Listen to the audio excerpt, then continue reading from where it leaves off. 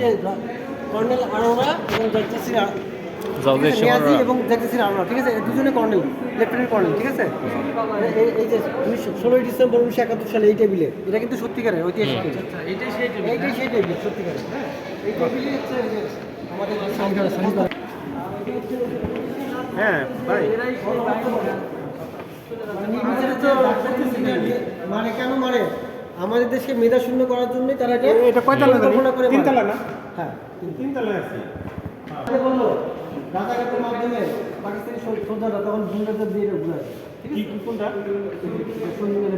ও, শুধু পিলার না, একটা বট গাছও উড়াই দিচ্ছে এমন আছে, ঠিক আছে। এই যে 7 জন বীরশ্রেষ্ঠ মন্ত্রী, ঠিক আছে।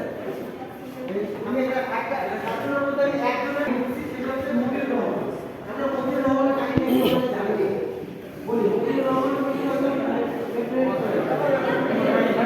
হ্যাঁ, উনি কিন্তু ওনাকে কিন্তু ফ্লাইট চলাচলের জন্য দিত না। বাংলাদেশিদের মধ্যে যে কজন ছিল উনি খুব ট্যালেন্ট ছিল, তো ওনাকে পাকিস্তানিরা এই ধরনের লেভেল দিচ্ছিল।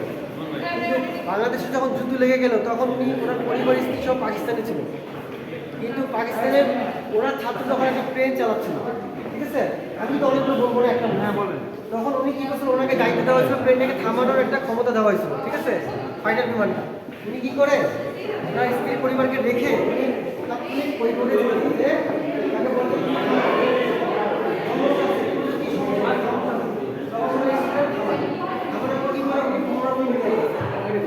নিয়ে গিয়ে স্টুডেন্টরা নিজে সাথে সাথে ওকে ক্লোরোফিন দিয়ে স্টার্ট দিয়ে টান দেওয়া শুরু করে। কী করে ওনার যে স্টুডেন্টরা পাকিস্তানি ছিল, কারণ সেও হচ্ছে আপনার পাকিস্তানকে বাঁচাবে, আর সেও বাংলাদেশকে চায় যে আমার দেশে মানুষ থেকে মারতে পারি, তাও আমার লাভ। সে এই চিন্তা ভাবনা করে প্লেনটাকে ফ্লাই করে। কাপড় চোপড় নেই।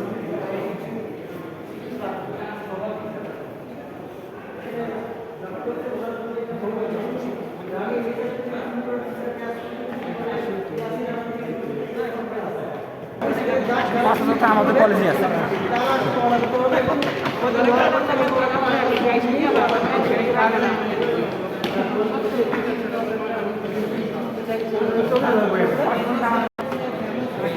আমার সাবজেক্ট জিওগ্রাফি।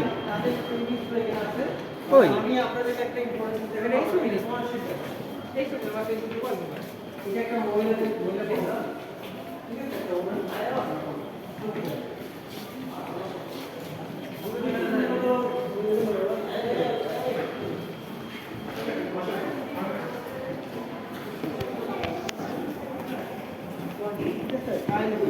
পৃথিবীতে 5টা ছায়ালিপি করা হয়েছে, তার মধ্যে মূল যে ছায়ালিপিটা সেটা পৃষ্ঠা সংখ্যা, কিন্তু এটা যেহেতু প্রিন্টেড, এটা 372টা, এটা 500 গ্রাম ওজন।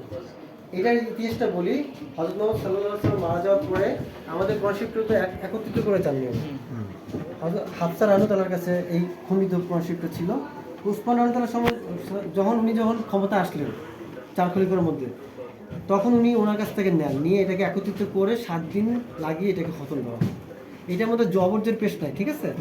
হ্যাঁ, সেই দেখতেছি। হ্যাঁ হ্যাঁ, এটা হচ্ছে ইয়া হরফ বলা হয় এটাকে, মাসাবে উসমানী ছায়ালিপি বলছে না, এটা হচ্ছে মাহাক্কাক হরফে লেখা। পরবর্তীতে আরেকজন শাসক যখন আসে তখন উনি জবরজের পেশ দেন, ওনারও আজিজ বিন ইউসুফ, উনি আসার পরে জবরজের পেশ দেন, ঠিক আছে। এটা খুব সিগনিফিক্যান্ট একটা কনসেপ্ট। পৃথিবীতে 5টা, তার মধ্যে আমাদের কাছে আছে।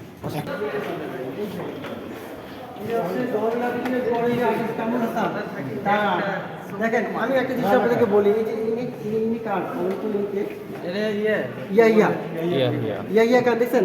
আমি একটা জিনিস আপনাদেরকে যেটা বুঝাতে চাচ্ছি যে একজন পেইন্টার সে এই আর্টটা করছে, জানেন, সাধারণ মানুষ দেখে বুঝতে পারবে যে ইয়া খান খুব খারাপ, আমাদের এবার রাস্তার নামতে হবে লাঠি নিয়ে, ঠিক আছে।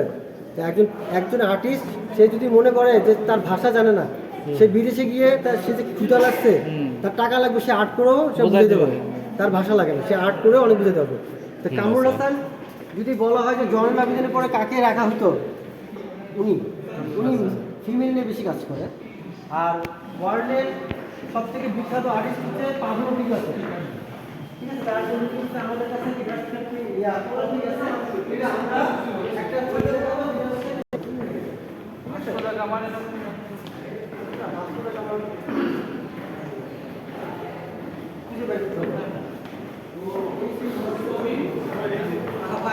দেখবেন, এটা দেখতে গেলে বুঝিয়ে দিত। রোবট ওরা দিচ্ছে আমাদেরকে এগুলা, যাতে আমাদের মানুষরা এসে দেখতে পারে। ঠিক আছে? এটা হচ্ছে ওয়ার্ল্ডের